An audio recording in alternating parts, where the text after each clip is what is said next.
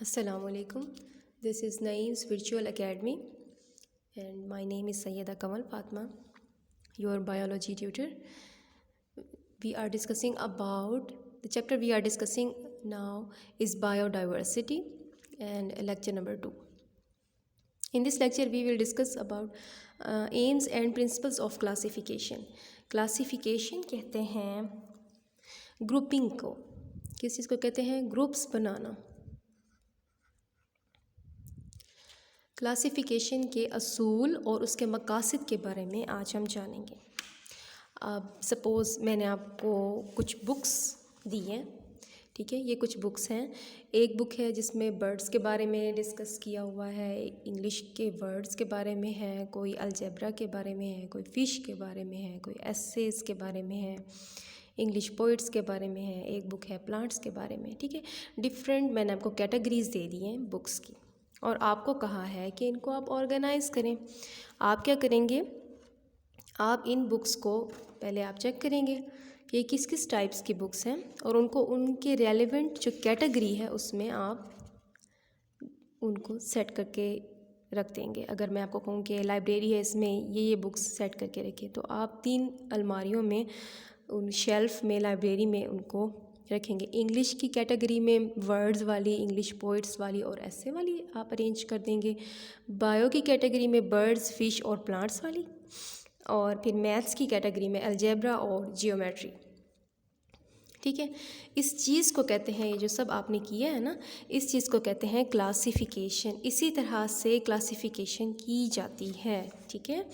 Human जो है ना, इंसान, उसको अल्लाह ताला ने ना ये इंटेलिजेंस प्रोवाइड की है। इस तरह से अल्लाह ताला ने इंसान को बनाया है कि जब आप उन्हें बहुत सारी चीज़ें प्रोवाइड करते हैं तो वो 1 बाय 1 उन चीज़ों को ऑर्गेनाइज और सीक्वेंस में तरतीब दे देता है।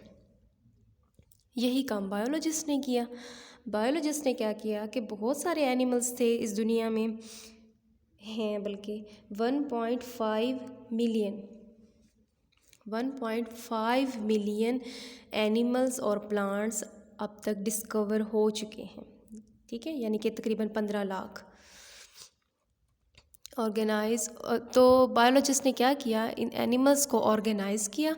सीक्वेंस ऑर्गेनाइज़ करना यानी तरतीब से उनको अरेंज करना। उन्होंने ऑर्गेनाइज़ किया है। क्यों ऑर्गेनाइज़ किया है? ताकि वो अंडरस्टैंड कर सकें उनकी कैरेक्टरिस्टिक्स को। किसकी कैरेक्टरिस्टिक्स को? ऑर्गेनिज़म्स के, यानी कि उनके फंक्शंस को देख सकें। और अरेंज किया फिर उनको ग्रुप्स में, क्योंकि उन्होंने बायोलॉजिस्ट थे और उन्होंने लिविंग ऑर्गेनिज़म्स को अरेंज किया है, ग्रुपिंग की है उनकी, तो हम इसको कहेंगे कि उन्होंने बायोलॉजिकल क्लासिफिकेशन की है। तो वैसे सिंपल क्लासिफिकेशन होती है कि आप कुछ चीज़ें आपको दी जाएँ तो आप उनको अरेंज करें, उनके ग्रुप्स बनाएं, तो उसे हम क्लासिफिकेशन कहते हैं। लेकिन बायोलॉजी की टर्म में जब हम लिविंग ऑर्गेनिज़म्स को, प्लांट्स को, एनिमल्स को, फंजाई, इन सब को जब हम ग्रुप्स में कन्वर्ट कर देते हैं, डिफरेंट ग्रुप्स में उनकी कैटेगरी बना देते हैं, तो उसको हम उन प्रोसेस को हम कहते हैं क्लासिफिकेशन। कौन सी? बायोलॉजिकल क्लासिफिकेशन, ठीक है। Biological classification based on 2 things, 2 चीज़ों पर डिपेंड करती है। यानी कि अगर हम किसी चीज़ को डिवाइड कर रहे हैं, उसको एक ग्रुप में रख रहे हैं, दूसरे को दूसरे ग्रुप में रख रहे हैं, तो हम ये किस बुनियाद पे रख रहे हैं?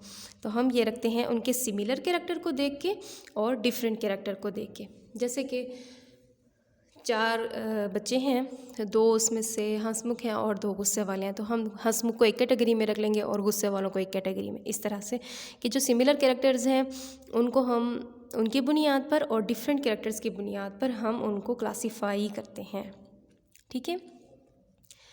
उसके बाद है प्रिंसिपल्स ऑफ क्लासिफिकेशन। प्रिंसिपल्स का यानी कि अब ये मैंने आपको जस्ट क्लासिफिकेशन के बारे में बताया है। अब हम पहले प्रिंसिपल्स को डिस्कस करेंगे, उसके बाद हम एम्स को डिस्कस करेंगे, ठीक है। प्रिंसिपल्स क्या होता है? प्रिंसिपल का मतलब है रूल, यानी कि असूल क्या है क्लासिफाई करने का। असूल ये है, यहाँ भी हमने डिस्कस किया है ना, बेस्ड ऑन। तो असूल ये है कि सिमिलर फंक्शंस या कैरेक्टरिस्टिक्स को, किसी भी चीज़ के 2 चीज़ें हैं, 5 चीज़ें हैं, 10 हैं, जितने सारे ऑर्गेनिज़म्स हैं, आप उनमें से सिमिलर चीज़ें देखेंगे। इसमें ये खसूसियत जो है ये दूसरे से मिलती जुलती है। ये तीन जो चीज़ें हैं इनमें एक जैसे ये रिजेंबल करते हैं एक दूसरे से, तो आप उनको एक ग्रुप में रख देंगे। तो क्लासीफाई उन्होंने किया सिमिलर फंक्शंस के ऊपर और बाय दी मॉर्फोलॉजी। मॉर्फोलॉजी उन्होंने एक नई टर्म बोली। मॉर्फोलॉजी मैं आपको समझाती हूँ। मॉर्फोलॉजी क्या होता है?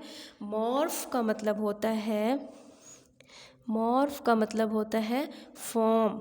मॉर्फोलॉजी, उस मॉर्फोलॉजी का मतलब होता है यानी कि किसी की ज़ाहिरी अपीयरेंस को देखना। मॉर्फ का मतलब है स्ट्रक्चर या फिर फॉर्म।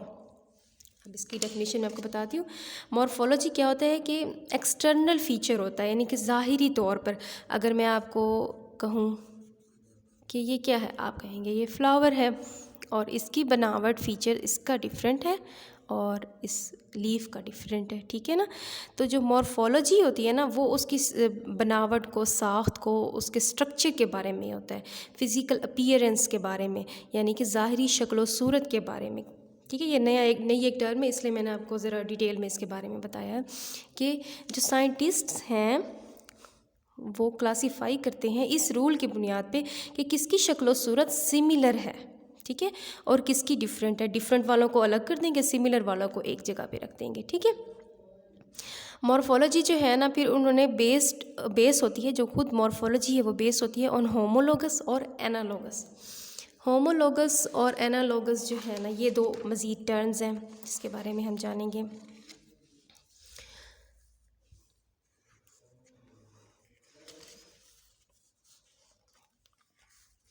ठीक है, देखिए मॉर्फोलॉजी जो होती है ना, ये स्ट्रक्चर के बारे में जानना, उसकी स्टडी को कहते हैं, ठीक है ना। तो मॉर्फोलॉजी जो है ना उसकी दो आप उसको उन्होंने ना उसको डिवाइड कर दिया होमोलोगस और एनालोगस में। होमोलोगस में जो होमो वर्ड है ना, होमोलोगस में जो ये जो होमो है, अगर हम इस वर्ड को ब्रेक करें तो होमो का मतलब होता है सेम, ठीक है, और एना का मतलब होता है डिफरेंट, ठीक है।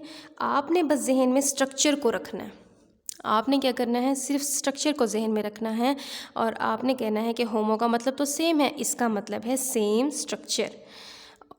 और जब सेम स्ट्रक्चर होगा तो फिर डिफरेंट फंक्शन होगा।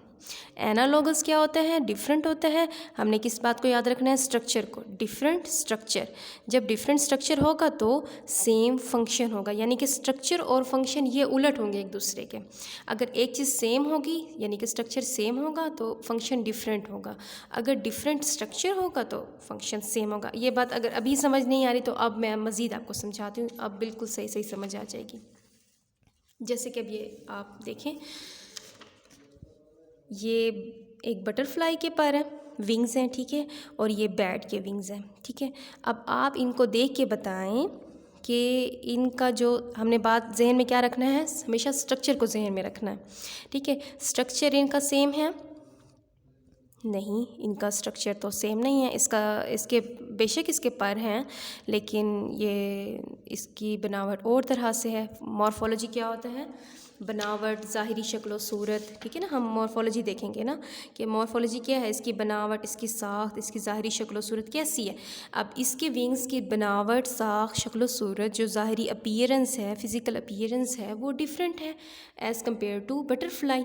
तो हम कहेंगे नहीं, स्ट्रक्चर तो सेम नहीं है। फिर डिफरेंट हुआ ना, इसका मतलब है कि जो स्ट्रक्चर है वो डिफरेंट है, ठीक है। फिर हम यहाँ से देखेंगे, अगर स्ट्रक्चर डिफरेंट होगा तो वो क्या होगा, एनालॉगस। अगर स्ट्रक्चर डिफरेंट होगा तो क्या होगा, एनालॉगस, और उसका फंक्शन सेम होगा। अच्छा, तो फंक्शन सेम होगा, फिर देखें क्या फंक्शन सेम है। हाँ, फंक्शन तो सेम है कि ये भी विंग्स हैं और ये भी विंग्स हैं, ये भी पर है ना और ये भी विंग्स हैं। इसका काम क्या है, उड़ना। इसकी मदद से बटरफ्लाई उड़ती है, इसकी मदद से बैट उड़ती है। इसका मतलब फंक्शन तो सिमिलर है। देखें, सेम फंक्शन हो गया बट स्ट्रक्चर जो है वो डिफरेंट हो गए। तो ये जो दोनों डायग्राम्स हैं, ये जो दोनों स्ट्रक्चर्स हैं, ये इन दोनों की जो मॉर्फोलॉजी है वो एनालॉगस है। इन दोनों की मॉर्फोलॉजी एनालॉगस है क्योंकि इनका स्ट्रक्चर डिफरेंट है और इनका फंक्शन सेम है। अब मैं आपको एक और दिखाती हूँ, एग्जाम्पल बताती हूँ। अब ये देखें, ये ह्यूमन का आर्म है, कैट, वेल और बैट। ठीक है, अब देखें इंसान का बाजू जो है वो किस काम आता है। इसी तरह कैट के पाँव होते हैं। ठीक है, वेल होती है, ये मतलब ये जिस तरह फ्लैप करती हैं पानी में। ठीक है, और बैट इसके पर होते हैं। ठीक है ना। अगर हम इनकी जो शक्लों यानी जो इनकी अपीयरेंस है, इनकी अंदर की साख्त देखें ना, अंदर से बाहर से बज़ाहिर तो ये एक जैसे लग रहे हैं, मुख्तलिफ लग रही हैं, लेकिन ना अगर इनकी हम बनावट देखें ना तो ये सेम है। जो ये ब्लू हड्डी जो बोन है ना इनकी, वो सब में है। इसी तरह जो मैंने रेड कलर की जो बनाई है ये भी सब में सेम ही है। इस तरह की जो ये ब्लैक है और ये सारी जो है ना, इनके नेम्स होते हैं, आपने नेम्स याद नहीं करने फ़िलहाल। तो मतलब यहाँ पे जस्ट आपने स्ट्रक्चर को जहन में रखना है कि इनका स्ट्रक्चर अगर देखा जाए तो ये तो हो जाता है सेम। आप बताएं, आपको क्या लगता है कि वेल, कैट, ह्यूमन और बैट का जो स्ट्रक्चर है, क्योंकि हमने हमेशा स्ट्रक्चर को जहन में रखना है, तो क्या इन सारी जो डायग्राम्स हैं इनमें जो स्ट्रक्चर है क्या वो सेम है या नहीं। हाँ, स्ट्रक्चर तो सेम है।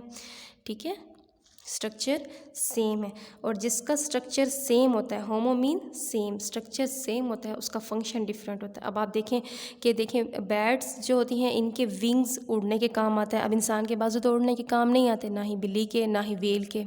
ठीक है ना। इसी तरह इससे साबित हो जाता है कि इनके जो फंक्शंस हैं वो डिफरेंट हैं, इनके फंक्शंस जो हैं वो डिफरेंट हैं, और इन सब के जो स्ट्रक्चर है वो सेम है। तो ये कौन सा हुआ, ये होमोलोगस, ये सारे स्ट्रक्चर्स हो गए। ये जो स्ट्रक्चर्स हैं ये आपस में होमोलोगस हैं। इनकी मॉर्फोलॉजी क्या है, होमोलोगस। जबकि जो ये वाले स्ट्रक्चर्स हैं, ये दोनों स्ट्रक्चर्स हैं, ये आपस में एनालोगस हैं। इसके बाद ना आपकी बुक में मेंशन हुआ था कि आपने बताना है कि इंसान और बर्ड्स के जो इंसान के बाजू और जो बर्ड्स के विंग्स होते हैं, कि arm of the man and wings of the bird, which type of structure is this. अब हम ये बताएंगे कि इंसान के बाजू, ये बाजू और ये विंग्स, ये जो होते हैं, देखो नहीं ये भी बर्ड ही है ना, जो बैट है ये भी बर्ड है। ठीक है, ह्यूमन है। तो ये जो थे ये आपस में होमोलोगस है, क्योंकि इनका स्ट्रक्चर जो है वो सेम है लेकिन फंक्शन डिफरेंट है। ठीक है, ये स्ट्रक्चर किस तरह से होगा, ये होगा होमोलोगस। ये आपको इस जो ये क्वेश्चन है इसका भी आंसर आपको पता चल गया। ये मैंने ये वाली डायग्राम बताई थी। अच्छा, यहाँ पे ना इधर ये लेबल नहीं हुआ हुआ, ये पेंगुइन का स्ट्रक्चर है, पेंगुइन का बाजू के बारे में। ये एलिगेटर, ये बैट, ये ह्यूमन, ये वाली सारी डायग्राम्स मैंने बनाई हैं, ये वाली भी आपको बना के दिखाई है। ठीक है,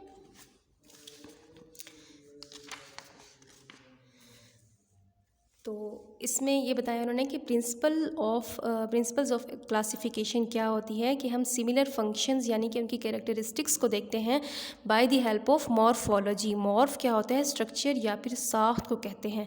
मॉर्फोलॉजी बेस होती है दो चीज़ों पे, होमोलोगस स्ट्रक्चर है या एनालोगस स्ट्रक्चर है। आपस उनका अब जब होमोलोगस और एनालोगस है, हमने सिर्फ एक ही बात को जहन में रखना है, हमने फंक्शन को जहन में नहीं रखना कि फंक्शन, क्योंकि वो तो फिर डिफरेंट होते हैं ना, यूँ याद नहीं होगा आपको, आपको समझाने के लिए, याद कराने के लिए आसान हो जाएगा ये, कि आपने सिर्फ स्ट्रक्चर को जहन में रखना है कि एक में स्ट्रक्चर सेम होता है और एक में स्ट्रक्चर डिफरेंट होता है, और जो फंक्शन होता है वो फिर उसका उलट आप लिख देना। जो अगर जहाँ पे स्ट्रक्चर सेम होगा ना वहाँ पे फंक्शन डिफरेंट होगा, और जहाँ पे फंक्शन सेम होगा वहाँ पे स्ट्रक्चर डिफरेंट होगा। इसलिए आप सिर्फ एक ही टर्म को याद रखना, स्ट्रक्चर को याद रखना। ठीक है, आपने हमेशा याद रखना है स्ट्रक्चर को, चाहे होमोलोगस है डेफिनेशन में या फिर एनालोगस है, ये डेफिनेशन में ये क्वेश्चंस आते हैं। ठीक है ना, तो होमोलोगस है या एनालोगस है, तो आपने सिर्फ स्ट्रक्चर को जहन में रखना है और फिर आपने बताना है कि सेम है या डिफरेंट है। ठीक है, अगर स्ट्रक्चर सेम होगा तो फंक्शन डिफरेंट होगा, और अगर फंक्शन सेम होगा तो स्ट्रक्चर डिफरेंट होगा। इसके बाद है लिमिटेशंस इन मॉर्फोलॉजी।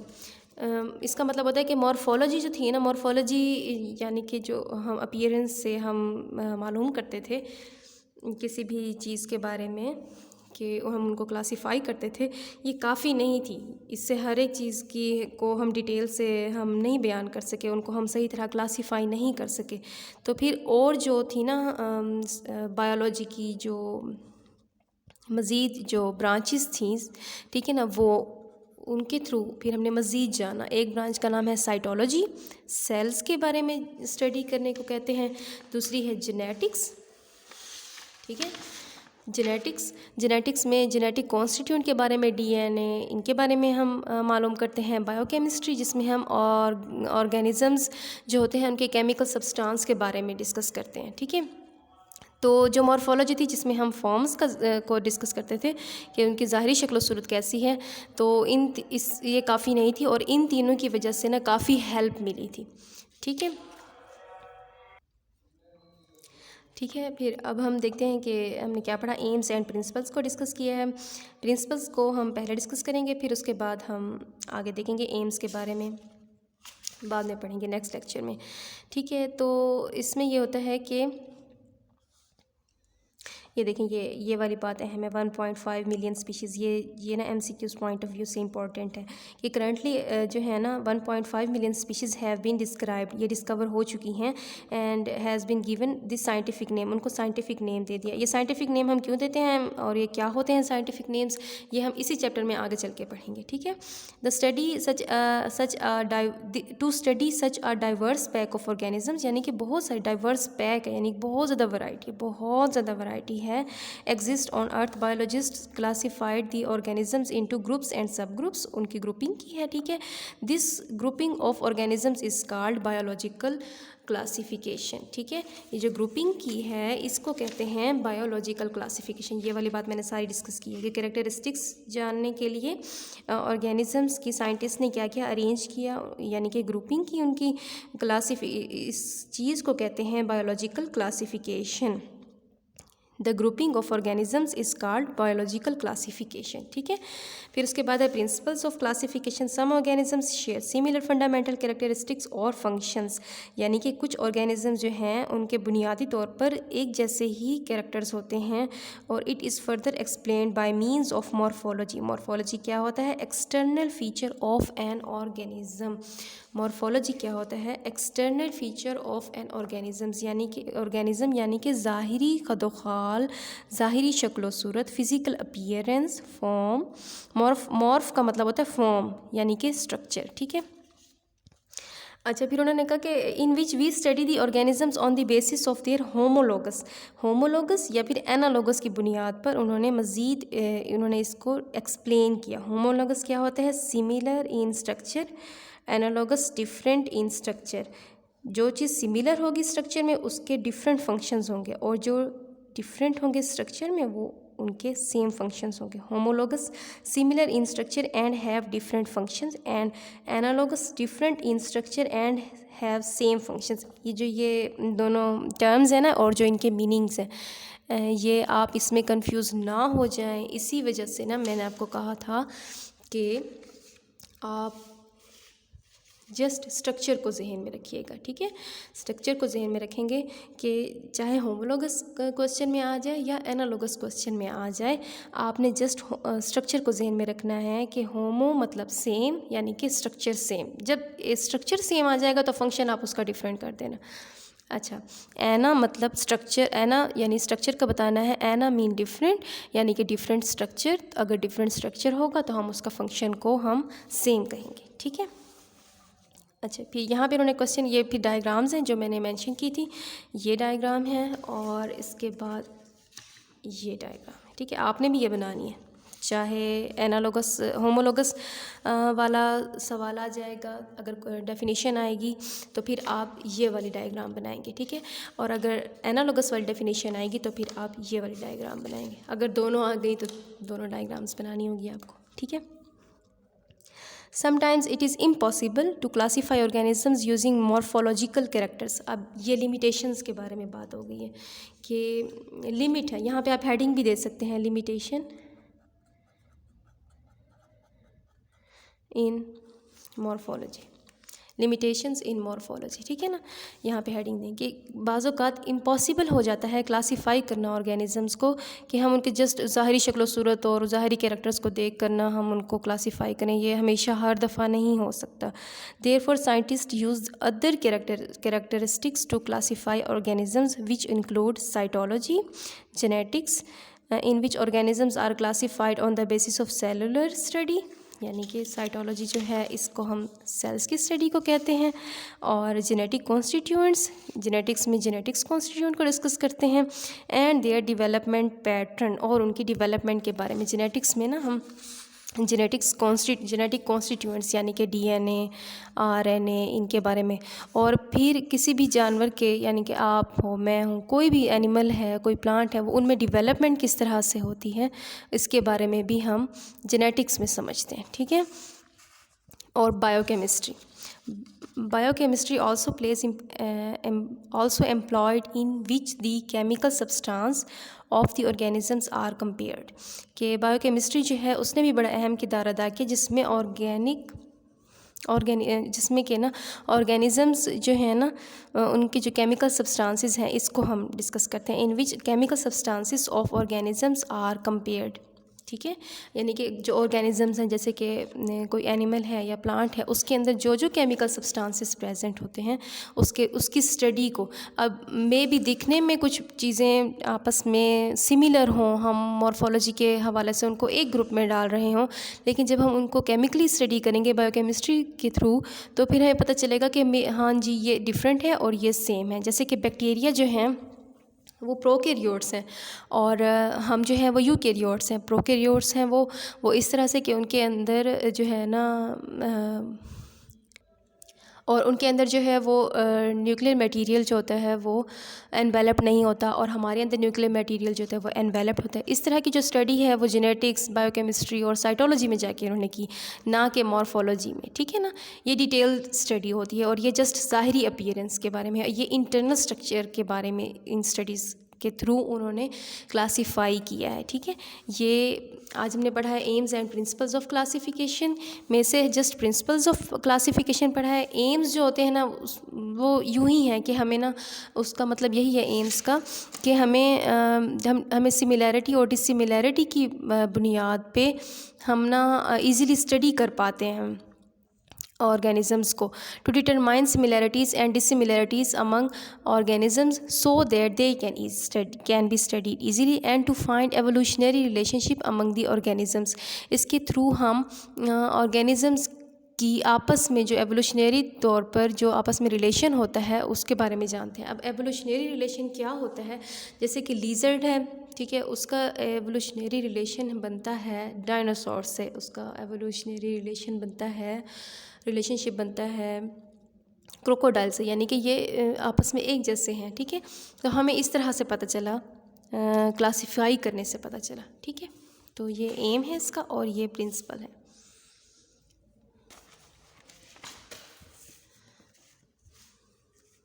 तो आज के लेक्चर में हमने ये चीज़ें पढ़ी हैं। Thank you.